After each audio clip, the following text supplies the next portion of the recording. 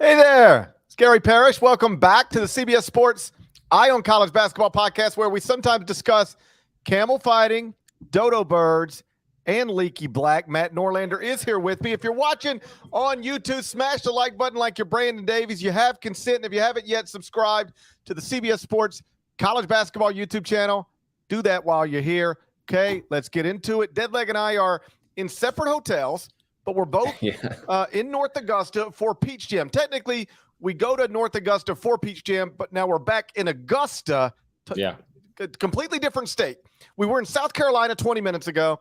Now we're back in Georgia, in Augusta. It's the Eye on College Basketball podcast. The number one player in the class of 2024 is here. The number one player in the class of 2025 is here. The number one player in the class of 2026 is here. Deadleg, your thoughts on the first couple of days of EYBL basketball for us? It's I was thinking about this. Yeah. I didn't come last year because I had television responsibilities in New York City.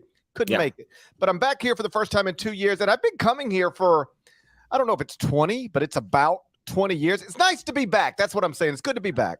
It is. It's great to see you back here, GP. It was 2 years ago when you decided to just crap all over Jalen Duren's reputation. Ooh. You got any players that you want to really take down right off the top of the podcast? Anyone in mind? Anyone in your crosshairs? It was 2 years ago on Eye on College Basketball podcast from Augusta, where I did. I said Jalen Duren is currently rated as the number one player in his class, and that's fine. I don't see these guys as much as other people do, but I typically believe the number one player in a class should have a chance to be the number one player in a draft, and Jalen Duren will never be the number one pick in any sort of NBA draft. I feel vindicated, validated. Okay. You got any other words with a V? Virginity. You feel like I feel like a virgin again. I feel like a virgin again. So let's just, for the sake of the conversation, let's just remember that I got that right. And I will say, I'm not trying to start this again, I promise. No, you are. I know what you're about to say. Let me say it, and then you say it. You're about to say that you are not convinced that another number one player that is currently playing at Peach Jam, and in fact, a game who we left midway just to get this pod in, you do not believe that player is also worthy of a future number one pick. Is that what you're about to say? I'd be surprised. You're talking about Dylan Harper. I'd be surprised. Here's what I would say. I keep it very. He's obviously talented. When anybody ranks you number one at anything, you're talented. You know, he's more talented than me, more talented than any of my children. But it's really the same thing I said about Jalen Duren. The number one player in a class typically you look at it and you go, oh boy, that is something. The number one player in the class of 2025. I think you see that. It's either Cameron Boozer or Cameron Flagg Cameron Boozer or Cooper Flagg. And depending on who you talk to, one of them could be one. They're both the top two. Different opinions on who should be number one. I'm telling you, they both look like what a number one prospect's supposed to look like. In the class of 2026, there's a young man we just watched, Dybantsa, who is a 6'8" wing. He looks the part. Dylan Harper, I say this as respectfully as I can say it. I don't need people getting in my mentions. Doesn't on initial glance does not look like a typical number one player in a class. It doesn't mean he's not the number one player in the class. It might just mean that the class is down a little bit. He doesn't look like the typical number one player, but he's still obviously really good and really talented. And either Duke or Rutgers or somebody else is going to get a very nice player when he gets on campus. Yeah, it'd actually be, we can get to this, I guess, in a second. It'd be actually pretty awesome if Rutgers gets him, because the number two player in the class, Ace Bailey, is already committed to Rutgers. And so now Dylan Harper, who obviously is the son of Ron Harper and brother of Ron Harper Jr. Ron Harper Jr. was not a highly rated recruit. Dylan Harper did jump up. I'd agree with you generally speaking, but the 2024 class just is not considered that strong at this point, particularly, and we'll get to some other stuff there. But some standouts like Trey Johnson is here at Peach Jam. Hope to be able to catch him actually on the back end of this once we're in the pod, scoot back over the gym. Ian Jackson, who I saw Wednesday, he's on the Adidas circuit. He's the 5th ranked player. He's going to Carolina. I actually think that the guy that 247 has his ninth, Drake Powell, who I saw play with CP3, I thought he's even better. Drake Powell is just an awesome, awesome player. But guys like Carter Knox, Liam McNeely, they're in the top 10. They're here. The 10th ranked player in the class who I think might jump up is a guy named Isaiah Evans, who's going to Duke, who has, from the way he plays to how he looks to how he even shrugs his shoulders. Just the Brandon Ingram comparisons are completely obvious with him, but he's a really fun player as well. There's a guy named Zoom Diallo who I saw Wednesday at Adidas, who might be the best point guard in the class. He's a ton of fun. So there are really talented players, but if you go 1 through 15, 1 through 20, the 2024 class just isn't as strong. Certainly not at the top as the 25 or the 26 class, and not similar to some classes like a 19, 20, and 21. Dylan Harper, is he the best player in the class? I honestly don't know. I've seen him play multiple times now. He's a lot of fun. He does not give off the same kind of aura as guys like certainly Cooper Flagg, and I'm eager to talk about him, and Cameron Boozer. Cameron Boozer's not even playing today, Friday, as we speak. He will play again tomorrow. Flagg's got a pair of games tomorrow as well. And then we just, you and I just saw, Expressions play a game against the Vegas Elite team. And I don't know, GP, like at this point, listen, AJ Dybantsa is a really, really, really good player, really good shooter. His efficiency numbers here from PGM aren't great, but Tyran Stokes, who plays for Vegas Elite, is the number 2 player. And Stokes isn't the shooter that AJ is, but I might take Stokes overall. Now it's phenomenal that we saw both these guys. What was great about this game is that they guarded each other. They played the same position. So it wasn't a situation where you had the number 1 and the number 2 player, and they're not really, going up against each other up and down the floor on every possession. That was the case here. Stokes' team actually came back and won and rallied a really awesome game. Kind of one of those vintage Peach Jam scenes. I think you would agree in that.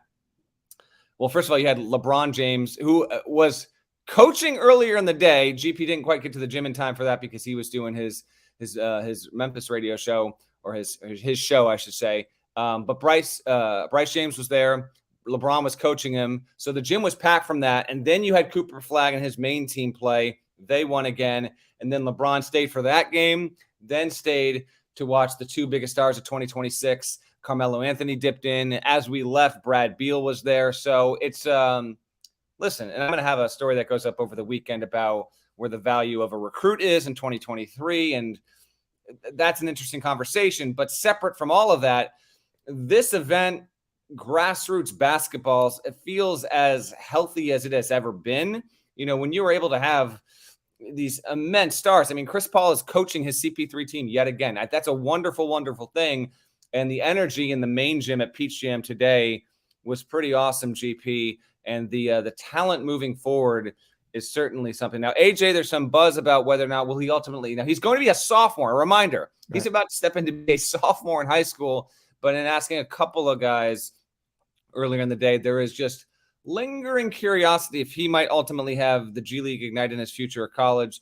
Stokes, hopefully some feel that college will be in his future. Cooper Flagg is an overwhelming Duke prediction right now, but it feels like a couple schools are still trying to get in there. And then Boozer has no shortage of schools involved in him. Obviously, his father is one of the more well-known Blue Devils ever. So we've got many of the top players, and then Harper's got to decide, and he might decide soon. We might see.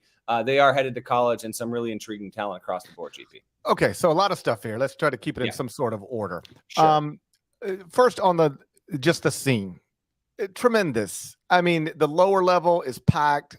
There's, for people who've never been to the Riverview Parks Activity Center in North Augusta, there's a whole bunch of gyms. It's all under one roof, and the main gym, there's like a walking track or a running track above everything. It just sort of circles. And during these games, when there is a capacity crowd, or in some cases, perhaps over capacity crowd, people are just lined up on that track above. So every seat courtside is filled. The bleachers are filled. And then you've got people sort of just hanging over a ledge, like looking down on the game. And you've got the 2 best players in the class of 2026 right now. They could reclassify, but right now they're 2026 rising sophomores. They're on the court. And like Norlander said, they're not just guarding each other because they play the same position. They are enthusiastically guarding each other. I mean, they're getting after it. And I had an opportunity because I went to talk to AJ afterwards. I went downstairs, like to where all the teams are, changing out of their uniforms and stuff afterwards. And, they were, I don't want to say best buddies, but like they were talking down there. They're friendly.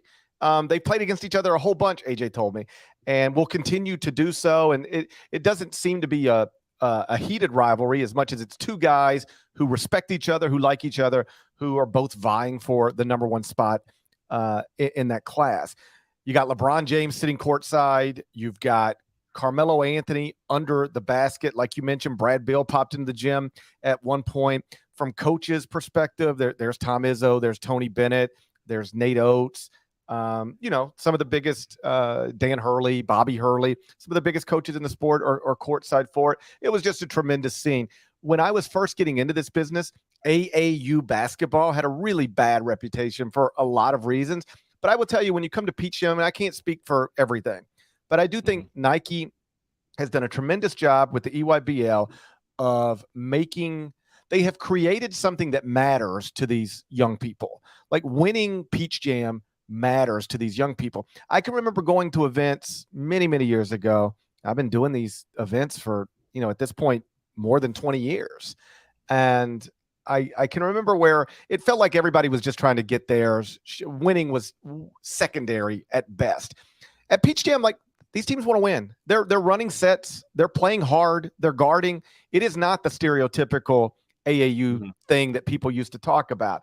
And so I just thought it was a really cool scene all the way around. And, I'll just button it up on this.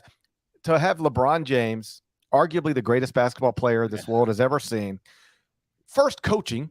And I don't mean just sitting on the bench. No. He's in there. He is, as I said earlier in the day, he went from big smiles, how you doing, have a great game with the officials, to 5 minutes in, arms flailing. What was that? Terrible call. Awful. And like kind of, but doing the dad coach thing. And this is not to slack LeBron. It was awesome to see. Yes. Can you imagine being a grassroots referee and LeBron James is yelling at you? I think these guys are like working like the third tier, like SoCon games, and they get some good run in, because that's another thing real quick as an aside, like high level, high major officials come and they watch these young guys that are between like 25 and 35 that are trying to move up in college basketball officiating. So to get these games is a big deal, but to go from LeBron shaking your hand right before tip to he's just chewing your ass out 10 minutes in was awesome. Yes. Yeah, like you go home and you're like, your wife's like, or your husband is like, hey, how was your day? Well, the king yelled at me for 45 minutes straight. Like, it's just a cool scene. And I know LeBron is divisive in many ways. It doesn't make sense to me. I don't know why people boo him sometimes. I mean, I do know why. It just doesn't make sense to me. But man, I just like, I don't talk about people on a personal level that I don't know on a personal level, right? So I'm not gonna sit here and tell you LeBron James is I don't know the guy. I've been around him a lot. I've interviewed him. I've talked to him. I don't know the guy, but what he allows us to see, being a super involved father, not just a father of basketball players or the father of sons or whatever. He's like super involved. He's like legitimately involved. Yeah. In ways that, frankly, I'm not even involved in I'm not coaching my kid's baseball team. You know what I say? I can't. I don't have time. Like I'll be there and I'll help, but I can't. LeBron James is coaching his kids' basketball teams.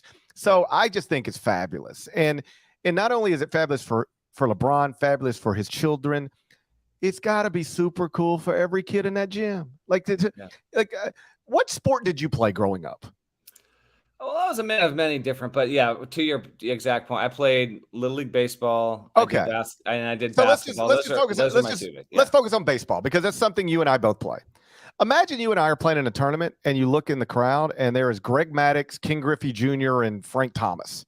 It's like, I'm going to need an Andre Dawson drop there. There's an Andre Dawson, and then for me, let's go Doc Gooden sitting in the crowd. Like, that's just amazing to me. Right. And that's what these young people get to experience. Like, hey, there's LeBron, there's Chris Paul, there's Brad Beal, there's Carmelo. Like that's awesome. So I just think the whole thing is great. And I don't know that people need to give LeBron credit for being a dad. He's just being a dad. but he seems to be being a great dad. And I can appreciate that. I'll also say this, two things. One, I do want to commend, because I actually mentioned this to a couple of people running the event earlier. In the past, I have believed that the Peach Jam outgrew the building that it's been in. But they have made tweaks, and don't get me wrong, it's still crowded. GP texted me earlier in the day. He's like, I can't get in the gym. I was actually, you can't just show him your credential. Because there were times, remember with the Bronny stuff from a couple of years, there have been moments where it has been too much, but they are running this event, I think, as smoothly as you could possibly ask them to, considering how big it's gotten. Because the Adidas facility in Rock Hill, South Carolina, I would argue it's a better facility. Adidas just isn't getting as much. Obviously, most of the media is now here. But a shout out to Adidas. I did go on there Wednesday, and that's a really, really good spot as well. So when it comes to these championship level events, Under Armour is in a down year recruiting wise with its collective roster, but it's nearby up in Cartersville. They do a good job. I do want to at least mention Bryce James, because in watching him, and I saw him play for the first time today. They've obviously been here all week. It'll be interesting to see where Bryce James's progression and trajectory goes as a high school player, because, and I was just, you sit there, you talk to the NBA scouts here. And talked to a scout earlier in the week and talked to a few coaches, and he's just not as big and athletic and as all around of a player, I think, right now at this stage, as people thought he would be a year ago, and especially 2 years ago. Because remember, there was discussion about, well, Bronny's tracking like this, really solid Division I prospect, but Bryce might actually be the guy that really pops. That has not happened yet. I watched his Strive for Greatness team today, and when you watch them play, they actually came back. They won an OT. It was a wonderful, wonderful game, and they've done well. Like, the team is actually playing well. And there's nothing wrong with this, but I figure we're talking about LeBron James. He's coaching his son. Let's at least give a little bit of perspective for our listeners and viewers here. He's not the best player on the team. Like, he's getting plenty of minutes, and he's a good player. He's helping facilitate and contribute here and there, but he is not right now what I think was expected. And so with that, I get intrigued by the dynamic at play here. LeBron coaching the team, but they seem to play all really, really well together. Bryce, from all accounts that I've heard, he's kind of similar to Bronny, like very humble, really good teammate, being raised well. It would be all too easy if that was not the case. Think about it. You're the son of LeBron James, right? Think about how it would be possible to go sideways or just have certain facets to your game or your reputation that people might want to, on the side kind of be like, I don't know. I don't get any of that with Bryce, and there was none of that with Bronny, but it is notable nonetheless that he was thought to be potentially someone that could ascend to that top 20, top 25 level, and he is not there. We will see obviously what happens from here moving forward, but he played in one of the earlier games today and helped kind of set the scene in that Maine gym. Back to AJ Dybantsa real quick, and then we'll move on to what has been, excluding LeBron coaching, the biggest story of PGM, I think, and that's Cooper Flagg putting up some ridiculous numbers. We'll get to that next. On Dybantsa, I'd never seen him before, because when would I have seen him? He just finished his freshman year of high school. All right. I wasn't here last year, so I would have had to see him like as a seventh. Yeah. I ain't in the. You didn't discover him. Just admit it. You didn't discover him. I discovered him last night. Yeah, exactly. I discovered him last night. You want to be real. You discovered his teammate who's going to Wazoo. So I did. Hey, let the record show. I have a long history of discovering people. I discovered LaMelo Ball. I discovered Scala Bissier. I discovered Jalen Hood-Schifino. Who else did I discover? You discovered Jalen Hood-Schifino at COVID 2 years ago. That's what you discovered. I discovered Mickey Mitchell. Who else did I discover? It's a long list. I discovered Jet Howard. I'm taking credit for that one. Kelly Oubre, famously in like 2012. I discovered Kelly Oubre. Okay, I discovered me a little point guard last night. Adam Njai. He's a 6'2" point guard from the Bronx, and I was like, "Hey, this kid's pretty good." I was like, I wonder what his deal is, because keep in mind, I know like Cooper Flagg. Like if you're outside of the top 10, I probably don't know who you are. Top 2, I probably don't know who you are. And so it is, when I was a beat writer, I knew all these kids, because like the beat I was on, you had to. Now it's not really, it's not as necessary for me to know who these people are. So I walk into a lot of these gyms like totally blind. And I'm just watching, and and you got to keep in mind, they don't have little patches on their uniforms that say ranked 27th by 24/7 Sport. None of that. I'm just looking at players. And I said, I like this little point guard here. Wonder what his deal is.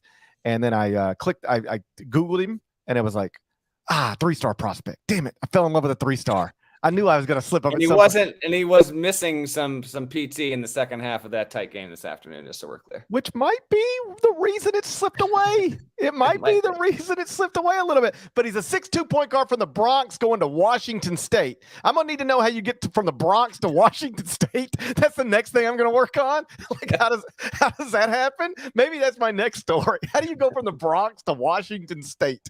But if he ever becomes an all Pac-12 point guard, oh boy, you'll never hear the end of it. I know.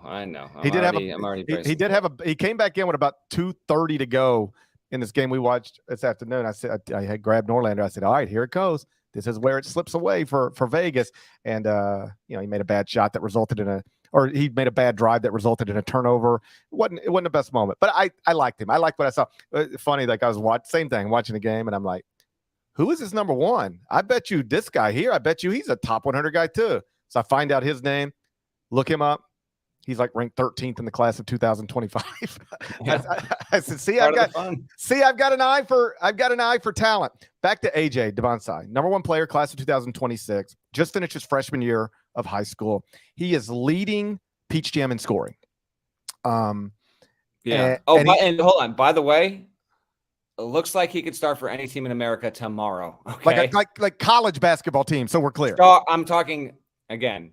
We're not going to try and lar too much on these kids. I'm just telling you, when you watch him play, when you see how big he is, it's like, yeah, he could start for literally any team in the country tomorrow. He's that accomplished already. He's 6'8". He said he's 6'8". I'll trust him. He's listed in most places at 6'7", but I won't argue with 6'8". He can score at all three levels. He can bounce it. He plays hard. I only talked with him for 10 minutes afterwards, but it was like me and him sitting down at a table talking for 10 minutes. Super impressive young man. My understanding, asking people about him, comes from a strong family. I don't want to spend too much time on it because I'm going to write about him, but I did ask him about reclassifying, and he said that it's possible, obviously, but it's something they've thought about. It is not something they've, discussed in any detail, because again, he's got at least 2 more years of high school. Even if he reclassifies, he's got at least 2 more years of high school. So it's just not a pressing conversation that they need to have. And I did ask him about G League, Overtime Elite, all of that stuff. And he said, everything's on the table. We don't know where this is going to lead me. But he did say that he has told his mother he will go to college. He said, my mom wants me to go to college, and I told her that I'll do at least 1 year in college. I love it when a high school freshman is saying, but here's the thing, and listen, it should be noted, we have celebrated high school freshmen before, and then it didn't work out. Sure. Shouts to Imani Bates. But this guy looks the part, man. Again, just to circle back to what we talked about initially, sometimes you see a guy and you're like, obviously talented, but this doesn't really look like what a number one player in the class typically looks like. That was what I said about Jalen Durham. It's what we both kind of said about Dylan Harper.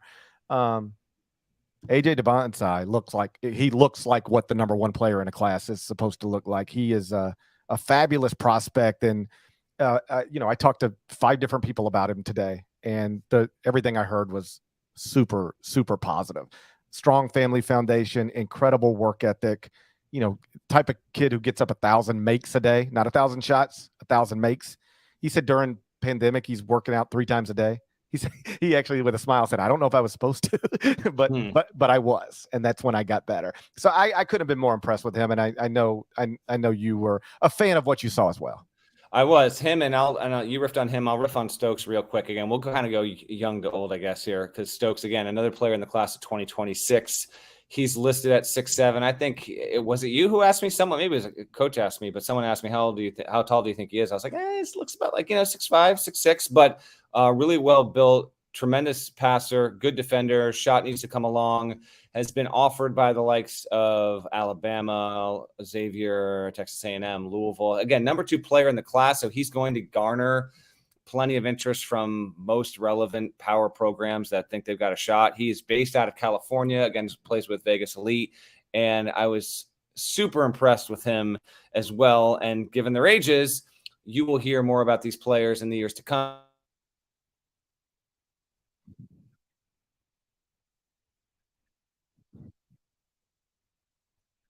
with USA basketball, et cetera, et cetera. It'd be wonderful if we looked up in a few years' time and saw that, all the guys ranked 1 through 5 in these classes wound up playing in college. As we know, we've had occasional guys go to OTE. We've had guys go to G League Ignite.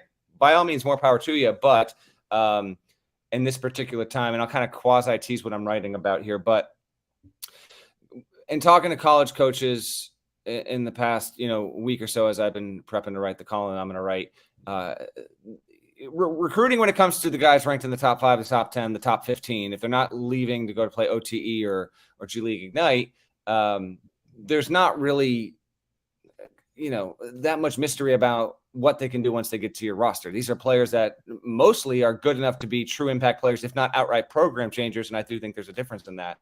But what's interesting is the guys that once you get into that 20 to 80 range, I had a coach tell me earlier today that, if you're the 65th player ranked in the class, you're kind of bleeped. And by that, he meant you probably think you're good enough to step in right away as a freshman and be like option A, B, or C on a team. But reality is, if you're the 65th ranked player in a class, that might not be the case.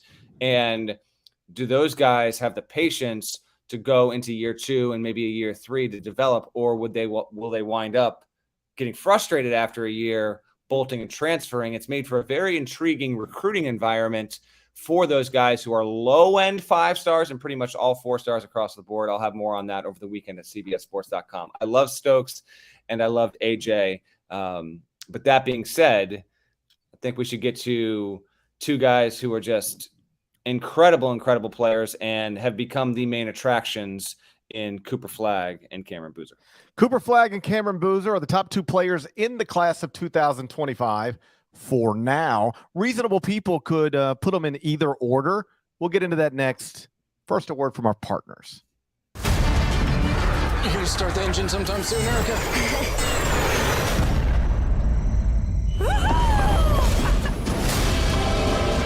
Do you know the odds of all of us being here at this time?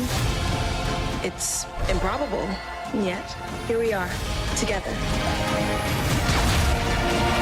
Hold on to your saddles.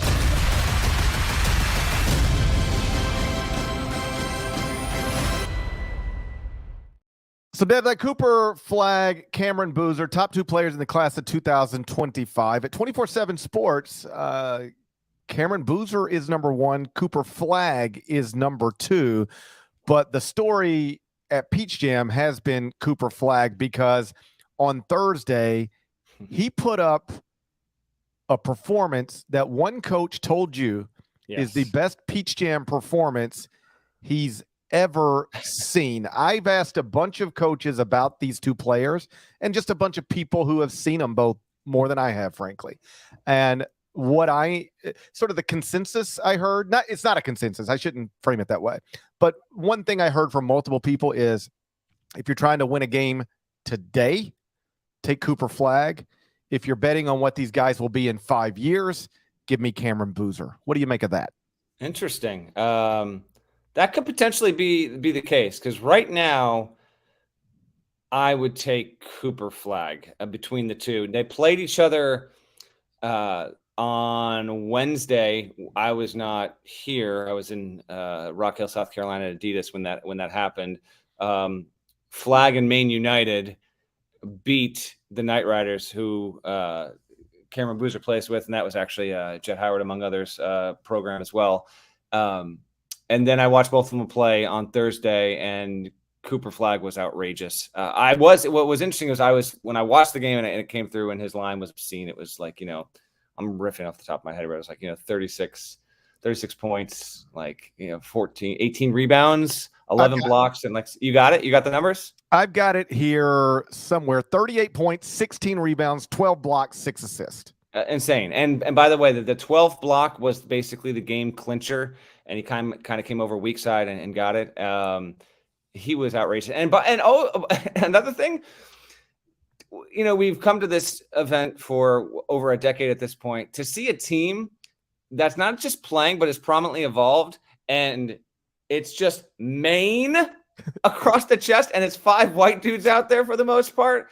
That is how good Cooper Flagg is, and he's no new thing. If you follow recruiting, like, you know that he has been a known quantity on this scene for over a year at this point. And I think he is a better player right now than Boozer. I would take him over Boozer right now.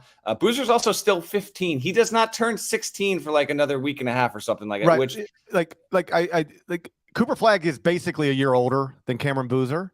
like 8 months? Yeah. Something. How about this?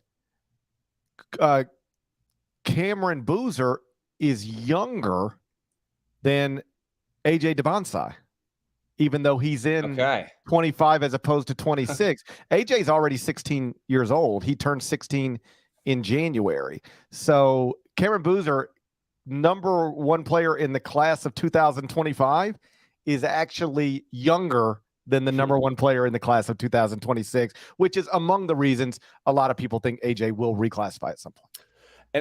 And I'll get to and there's actually, there's curiosity. Cooper Flagg reclassifying to 2024 is something that here you wrote a lot of people think. Prediction based on just conversations I've had with people over the past 24 hours. Cooper Flagg will eventually be the number one player in the class of 2024. That's what people think. And right now, it's Dylan Harper. Right. But if and when that happens, that will be the no-brainer of all no-brainers. Some of the subplot to this, and we're not going to put the cart before the horse with this. I don't know if it's going to go this way or not. I'll just say this. There's a feeling that like there's still schools trying to recruit Cooper Flagg right now. But Duke has been in on him for so long that it has developed into a situation where a lot of people just assume he's going to go wind up and play at Duke. Maybe he will, maybe he won't. I don't know.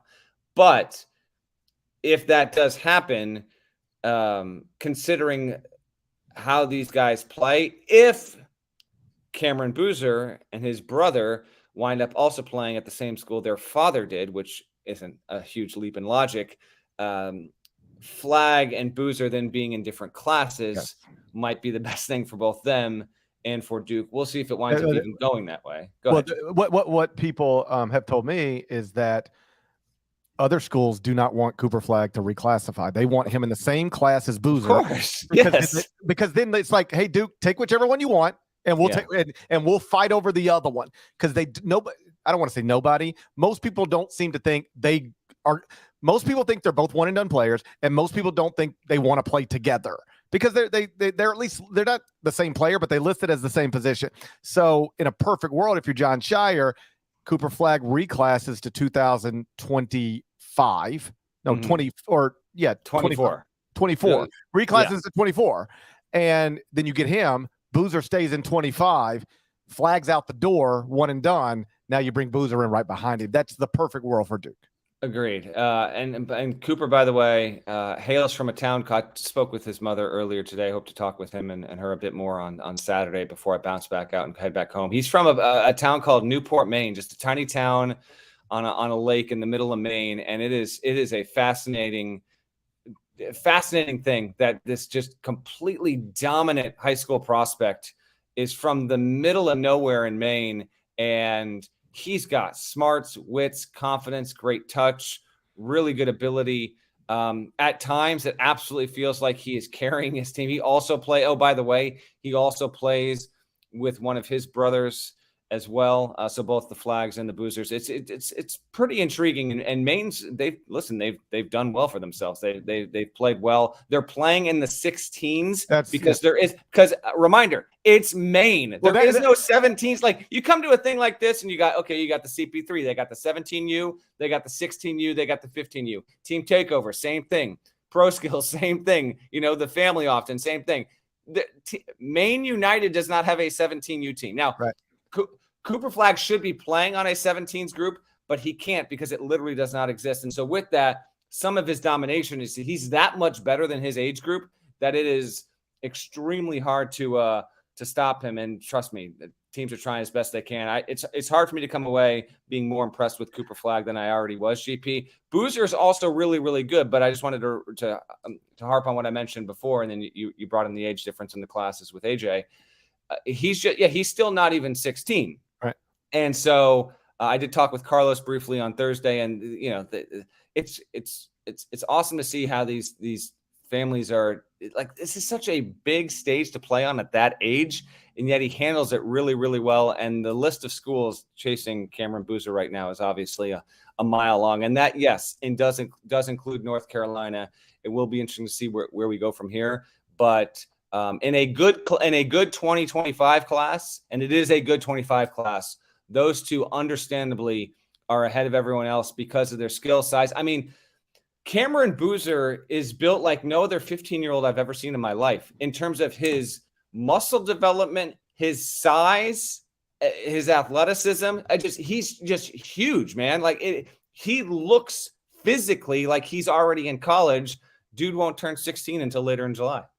Yeah, I'm glad you made note that Cooper Flagg is playing 16 and under, because I guess it might get confusing for somebody if we're saying AJ Dybantsa is leading Peach Jam in scoring, but Cooper Flagg just had a 50 36 point whatever. They're playing different tournaments. They're both here, but they're in different tournaments. And most people as talented as Cooper play up. Like most people that are that gifted would be playing 17 and unders. But like you said, I believe the EYBL rules are you have to play for a team from your state or a bordering state. Well, good luck if you're that. Yeah. So good luck if you're from Maine. All right. There's literally no 17 and under team, EYBL team for him to play with.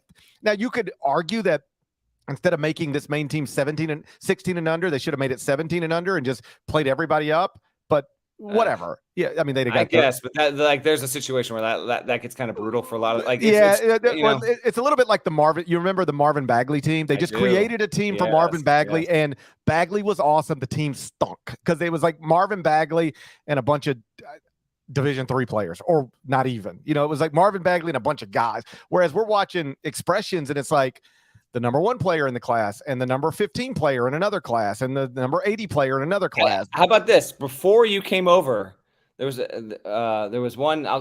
Mountain West coach, and he walks up as the game's about to start, and he goes, "Holy crap!" And he's talking about the expressions team. Right. He's like, "This is bigger than my starting 5." Yes. And he's not wrong. Like they're a big group. So when it comes to that in particular, like some of these teams, man, they are.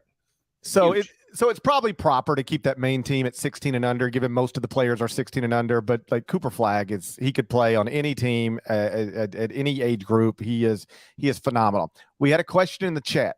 I'll bring it to you. Okay. Let me see who it comes from. Comes from Matthew.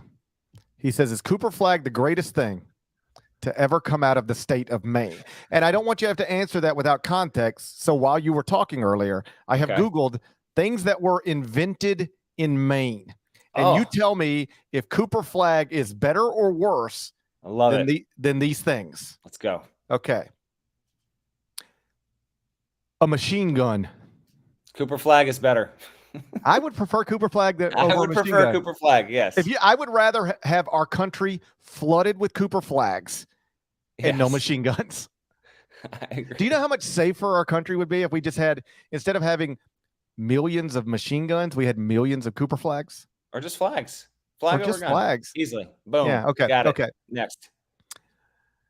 Earmuffs. That is Cooper Flagg, but earmuff, maybe a little bit underrated. I like earmuffs. Yeah. I wear them on the golf course sometimes when it's cold. Cooper Flagg. I'll put on some earmuffs. Yeah, is that the strongest? By the way, is that number 2 in terms of strength? Because no, there's one where I think Cooper Flagg's gonna have I'm gonna get to it, but there's one where I think Cooper Flagg's gonna have a tough go. Let's go. I'm not there yet. The snowmobile was invented in Maine. Would you rather have a snowmobile or a Cooper Flagg? I'm giving it snowmobile. Sorry, Cooper. Snowmobile's big time. Yeah. I've never been on a snowmobile. Yeah, only once in my life. But yeah, I listen. Snowmobiles, it's a bigger deal. It is. I've never been on a snowmobile. I've also never been on a Cooper Flagg though. So maybe this is not my area of expertise. Okay. The first transatlantic television signal. Would you rather have that or Cooper Flagg? It's big. I don't have much use for a transatlantic. Me neither. What do I need that for? It's a big thing. But for me personally, I'm taking Cooper Flagg every time. Yeah, I'll just watch American television and have a Cooper Flagg. Yeah, exactly. All right, this is where it gets tough. Oh, boy. This is tough. Okay. Would you rather have a Cooper Flagg or a microwave oven? Oh, Sorry, man. He doesn't stand a chance here. No, you can't The put microwave oven. It changed the culture of eating around the world. The microwave oven was invented in Maine. That's what was it says. Invented in Maine or by a Mainer? That's the question. Well, I mean, Maybe it can be both. But microwave. did the person from Maine invent it in another state? Well, let's see here. Assessing. Let's see if we can find the background on this. The Microwave's trend. Nah, that's stupid. That doesn't say anything. That doesn't say nothing. All right, we're gonna take your. By the way, your research here. I'm googled things that were invented in Maine, and the microwave oven popped up. Okay, then the microwave went. That's not even close, man. The microwave is beating a lot. It's the microwave might even beat LeBron James. I got to be honest here. Think about what microwaves have done for everyone. Okay, right. Can you stick a hot pocket in Cooper Flagg? All right. 2.5 minutes. 2.5 minutes later, take it out and eat it? No, not that I'm aware of. We should ask him. Should ask him. I will say that some coaches came up to me and was like, "Hey, man, where's the episode this week? Like on the ground here. Like I want an episode." I said, "Don't worry. Guess what? Parrish is here. We're gonna get one for you." And now here we are, and you're talking about sticking a freaking hot pocket in Cooper Flagg. I apologize. Can you pop popcorn inside Cooper Flagg? I don't think so. But you can do that in a microwave. Can you reheat pizza inside of a Cooper Flagg? Seems unlikely, but you can do it with a microwave. As much as I like Cooper Flagg, I think I want a microwave. I've got one right here in my hotel room. Do I have a Cooper Flagg in my hotel room? I don't. I have a no. mini fridge. I might go to jail if I had a Cooper Flagg in my hotel room. That's true. That's true. What if I got arrested for having a Cooper Flagg in my hotel room? Hostage situation on the pod seems unideal. And the legal authorities showed up, and I was like, listen, I'm just trying to get the best things from Maine into my hotel room. I already had a microwave oven. I decided to go get a Cooper Flagg. Yeah, it's not what we want. There's a Hunter Dickinson in my hotel, by the way. Hung out with Hunter this morning for a little bit. I saw him walking around. He's around. He said he played with Team Final. He played for 3 years. He's like, man, there are people there for me. I got to be there for them. And so they're actually playing in probably about an hour or so. Really, really cool to see. Just being of service and helping the team. That was you walk in. I walked in late last night after I dropped you off. That was nice. I walk in hotel lobby. Hunter Dickinson's right there. And it's like, it was almost like there's something about Mary moment. What the hell is Brett Favre doing here? I was like, what the hell is Hunter Dickinson doing here right now? The most coveted transfer on the market is here to support his team. So that's a random aside, but you don't have a Cooper Flagg in your hotel. No. I do have a Hunter Dickinson in mine. You got any other inventions for me? The zigzag stitch. What is that exactly, though? No idea, but I'm taking Cooper Flagg. I mean, I like stitches, I needed them. I had 14 right here. I'm aware. You look good, though. Thank you. The sealed dive suit. I'm not trying to dive. You've been following the news. I'm in no rush. I'm not trying to dive into I'm not trying to go to the bottom of the ocean. You've been watching the news? No, I'm not even going to the Twilight Zone. No, I'm good. Okay. No, you got anything else? Ooh, this might be something. Okay. Except I don't really need this anymore. But like once upon a time, is it for us or is it for all of humankind? Like, what's the better thing?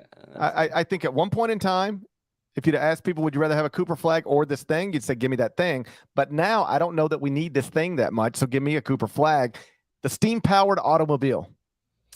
Nah, it's Cooper Flagg the whole way. Yeah, I don't need. Once upon a time, but you listen. The steam-powered automobile's time is long gone. This is Cooper Flagg's time. Yeah. I don't need. Cooper Flagg is the future. The steam-powered automobile is the past. Yeah. It's like asking. By the way, I'm taking a Cameron booster over most of these things too. I want to be clear about. Like, do I want a Cooper Flagg or a VCR? That's what you're asking me. I'll take a Cooper Flagg. Okay. I'll take a Cooper Flagg and an Apple TV. You can keep your VCR. Fair enough. I'm mad. I've literally all told you got? Everything I know from Maine. I just said it. It is fascinating. Have you ever been to Maine? Hell yeah. Are you kidding me? I've never been to Maine. I was in Maine. I was on stage with Guster last year in Maine. In Maine. I got fond affinities for Maine. They got, Would you rather- would you Sugarloaf, incredible ski mountain up there, big time stuff. Yes. Would you rather have Guster or Cooper Flagg? Guster? Would you put? Guster. Come on. Would you put Cooper Flagg is for lovers on your laptop? He doesn't stand a chance. No. I might if somebody get me a sticker that says Cooper Flagg is for lovers. I'm sure that might be the case. You got any other notes on the Peach Jam GP? Nope, none. I'm out. I figured that might be it. I got a few here and there. The only thing I know is Cooper Flagg, AJ, Dybantsa, Dylan Harper, and a bunch of stuff from Maine. All right. That's all Did I got. you hold on real quick? You asked him how to pronounce his last name? Dybantsa. Yes, I okay, asked him. because people were saying Dybantsa before, but if he says Dybantsa, he's the man, so he knows. Yeah, okay, I said, AJ, do me a favor. Like last thing, do me a favor. I've heard multiple pronunciations of your name, even from coaches who would kill to have you. How do you say your name? And he said, AJ Dybantsa. All right, Dybantsa, there it is. But keep in mind, he's from New England. He's got an accent that I don't have. I'm from the South, and he's not from the South. So we could be, it could just be a accent thing. You have been Cooper Flagg, by the way, the old emphasis on the wrong syllable. We have had some of that, so there it goes. A couple other guys who stood out to me. There's a guy named Kayvon Mulready who's going to go to Georgetown. Saw him yesterday. Good player, multi-year college player, but he's been pretty awesome. Who else? I mentioned Drake Powell. Oh, Jason Richardson II plays for Paul George Elite. Good player. Good player. Like him a lot. Carter Knox has looked good for the Florida Rebels, who the Florida Rebels might have the best. I'd have to check. I haven't seen everyone play yet, but they might have the most future like power conference starters of any squad here, maybe. And then the family's got a really good point guard, combo guard named Darius Acuff Jr., who's been playing well as well. It's been a fun event so far. Again, a reminder, this is a championship event, so teams are playing toward getting to Saturday, and then Sunday is the championship event. And right now, as we are recording the pod, if you happen to follow this stuff, schools like Drive Nation, Mean Streets, Team Takeover, Mocan Elite, which has been good in recent. I actually have not seen Mocan yet. They're all yet to lose in pool play. Whereas some others have had some, like Team Durant hasn't won a game yet. Team Thad, whose GP is quite familiar with, I've seen them play. They're 1-3 at this point. But, D1 talent across the board. And oh, by the way, Peach Jam is earlier than usual this year. There's going to be another live weekend next weekend, and then there will be an NCAA Academy. That's at the end of the month. That's actually in Memphis. And if you want a little bit of a deeper dive on some of these guys, Adam Finkelstein, the director of scouting for 247 Sports, he's obviously on the ground here. I'm going to bring him on the pod next week. So if you really want a little more minutia on, all right, which guys might be going where, or I know this guy's going to my school, what do I need to know about what he's done in July or going back to June? We'll give you a little bit more of that as well. This is kind of more like, here we are, Peach Jam's going on. We got to get back over to the gym, see what else is to come, and see what else, some of the headliners provide for us the rest of the night and then into tomorrow. What gym you want me to meet you in? I think you got to just find me. I think I'm going to get to the gym, and then you got to pop in and see where I'm at. I'm not going to tell you. There are 5 of them, so you got to find which one I'm going to be. You don't know. Frankly, I don't even know where I'm going to be yet. No, it's fun because I wasn't here last year, and then like when you get into these conversations, when I first got hired at CBS Sports, my job was I was just a columnist. I'd go places all the time. I'd go to games all the time. I'd go to a campus and spend 3 days there with head coaches and assistant coaches and whatever. And like, because my job has changed, I don't really do that anymore. I just talk, I'm in studio talking, and I'm, hosting a show or whatever. So it's not, this is my point. It's nice to be here to see some of these people I haven't seen in, a year or two. The people that I once considered friends and I still consider friends, and I, still keep in touch with, but we don't see each other that often anymore. So that's been really nice. Just bumping into a lot of familiar faces and either getting to say hello very quickly or, spending some time together. And then you as well. We talk all the time. We're rarely we're in the same place. So it's been fun. I'm glad I'm here. I didn't know for sure if I was going to be coming this time because I didn't know for sure what my television responsibilities might be. I thought like last year I might be in New York again, but I got cleared up and free to go. And I'm glad I'm here. I'm looking forward to getting back home, of course. I'll do that tomorrow, but it's been a good trip so far. I got two. Let's wrap it. I got two things. If one I didn't tweet about, and then two I did. But if you didn't check, I reported yesterday, Georgetown and Maryland, they are on the brink of a scheduling agreement that I think is going to be planned for 4 years. It will not start next season. I think the plan will be to start it the year after. And I think it'll go Maryland, Georgetown, Maryland, Georgetown. Those are going to be at those teams' home venues, which is obviously amazing. Those teams haven't played in 7-8 years. And given the fact that Kevin Willard and Ed Cooley know each other, they both coached in the same league once upon a time. And now Willard's obviously at Maryland and in the Big Ten. That's awesome. Those teams should have never stopped playing each other. But, sometimes one team starts winning against the other. And, my understanding is Georgetown nixed it last time around. Well, now Cooley's there, and here we go. So that's not yet official. There is still paperwork to be signed, as I understand it.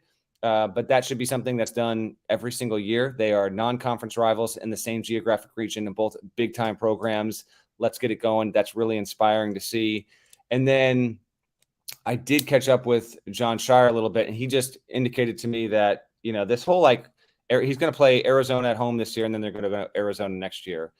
And that is apparently his MO, because this was not Duke's thing when Kay was there. But he said he is going to aim to have at least one game every year that is non-conference, home and home, with another top 20 level kind of program, which is, to state the obvious, it's just refreshing to hear, because and again, actions speak way louder than words. I'm going to believe John when he tells me this, that, whether he's going to chase after, it could be just think about any top 10 program. It could be a fellow blue blood. It could be someone else, nearly as relevant. To have those games in either November or December just makes the sport better. And so it seems as though, even though scheduling continues to get tighter and tighter, there are schools that have more autonomy over who they can schedule and when. And, it was just not Krzyzewski's thing for the final 2 decades. The only road game he played out of conference against a power conference team would be when he had to play in the ACC Big Ten Challenge on the road. That's not going to be Shire's thing. Or St. John's at the Garden. Correct. Okay. Sure. That doesn't appear to be what Shire wants. Shire wants to challenge himself and make sure that they are playing at least one home and home every year with another really, really good program. So there's nothing yet I think that's done, but I wouldn't be surprised if, in the coming months, we might discover, okay, once the Arizona thing wraps, here's the next big school we're going to do. And the one after that and one after that. And again, these are not, I think for the most part, he doesn't want to do neutral. He wants to do, you come to Cameron, we'll go to your place. And that's a great thing for college. I talked to John about this either while he was the coach in waiting or shortly after he became the head coach, after Kay officially stepped aside following his final season, obviously.